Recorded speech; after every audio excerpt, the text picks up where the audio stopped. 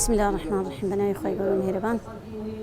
ئێمە دەمانەوێت بەڕاستی لە ئەم پرۆژە یاسای پەروەردەیە کە هاتووەتە پەرلەمان و خوێندنەوەی یەکەمی بۆ کراوە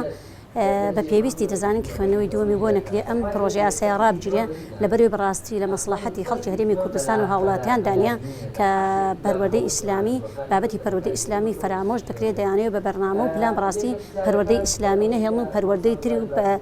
ئاینی بخەنە شوێن کە ئاین گشتیترە بۆ ئاینەکانی تریش یەکێک لەو خاڵانەی کە ضرورەت نییە بەڕاستی لە هەرێمی کوردستاندا بۆ هاوڵاتیانی هەرێمی کوردستان ئەوەیە کە ئاینی زەردەشتی تێدا باز دەکرێت ئاینی یەزیدی تێدا باز دەکرێت کە زۆرترین خوێندکارێن وا لێ کردووە بەتایبەت لە پۆلی شەش ئامادەی کە خوێندکار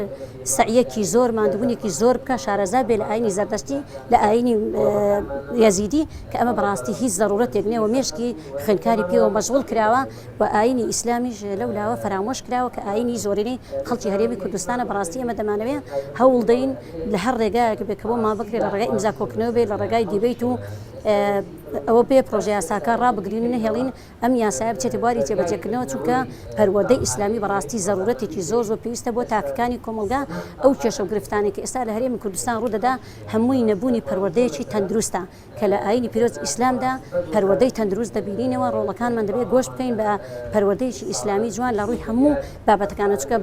تاچی پەروەردەکرا و بەڕاستی هەموو کەس لێی دڵنیایە لە هەر شوێنێک بێ هەست بە بەرپرسیارەتی دەکات بەڕاستی ئەم بەرپرسیارەتیان لە ناو تاکەکاندا لە فکر و ذهنی تاکەکانی ئەم کۆمەلگایەدا فرامۆش کردەوە وایان لێ کردووە کە ئەم پەروەردە جوانەی کە هەمان بۆ ئەم کلتورە جوانەی کە کۆمەلگەی کوردی فرامۆش بکرێت لەبیر خوێندکار و لەبیر تاکەکان ببرێتەوە ئیتر ئەمە پەدان بۆ داڕێژراوە بەرنامەی تایبەتی بۆ کراوە چەندین ساڵە خەریکن کە ئێستا تێنامێنێتە پەرلەمان و دەیانەوێت خوێندنەوەی دوێن بۆ بکرێت هەرچەند ئێستا هەندێک ڕێواتەیە کە تا ڕادێک ڕاگیراوە بەڵام کەوتۆتەوە سەر هەڵوێستی تاکەکانی ئەم کۆمەلگا ئیسلامی ئەم کۆمەلگا موسڵمانە بەڕاستی دەبێت تاکەکان هەڵوێستیانە بێ ئەبێ مووقیفمان هەبێ بۆ ڕاگرتنی ئەم پرۆژە یاسایە بۆ ئەوەی نەچێتە بواری جێبەجێکردنەوە ئەگەر بچێتە بواری جێبەجێکردنەوە ئەوەندە پەروەردەی کەماویشە ئەوەندە ئەخلاق و ڕۆشتە جوانی کەماویش ئێستا لەناو کۆمەلگەی کوردیا بەڕاستی ئەوەش نامێنێ کە ئێستا بەڕاستی پرۆژەی پەروەردە پرۆسەی پەروەردە لە مەترسێکی زۆردا لە قەیرانێکی زۆر قوڵدا هەمومان تێدا زەرمەندین ئەگە خوا نەخواستا ئەو پەروەردە بەو لا ڕێدا ببرێ پەروەردەی ئیسلامی نەمێنێ ڕاستە ئێمە بەستی ئێمە ئەوەنێ ئاەتی زۆر لەبەر بکرێ فەرمودەی زۆر لەبەر بکرێ بەستی ئێمەی مسلمان ئەوەیە بەڕاستی کە بە عەمەلی ڕۆژانە ئێمە عەمەلی پێ بکەین ببینێ بواری جێبەجێکردنەوە گرنگەوە یەک ئاەت لەبەر بێ بەڵام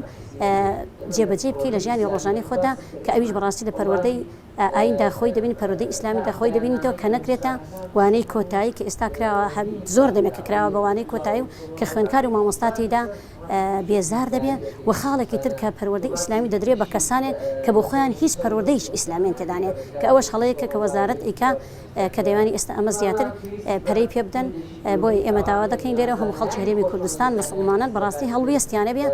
نەهێڵن ئەم پەروەردەی ئیسلامی بگۆڕێ بە پەروەردەی ئاینەکان کە ئێمە پێویستیمان بە ئاینەکانی ترنی هەر کەس پێویستی بە ئاینی خۆیەتی هەر کەس لە شوێنی خۆی دەتوانێت گرنگی بە ئاینی خۆی بدا و